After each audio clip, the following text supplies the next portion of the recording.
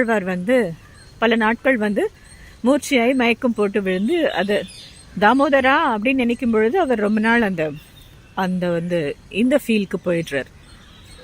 Actual to know him Damodara அப்படிங்கிற இந்த கட்டுண்டானே அப்படிங்கிறது பார்த்து எவ்வளோ ஆழ்வார்கள் ஆச்சரியப்படுறாங்க. எதாலையும் கட்டுப்படாதவன். இப்போ நம்ம வீடுகளில் சாதாரண குழந்தை, சாதாரண நம்ம அப்பா அம்மா, நம்ம வாழ்க்கை, நம்ம பெருமையாக ஏதோ நினைக்கிறோம், அதுக்கே நம்ம பெருமைப்படுறோம்.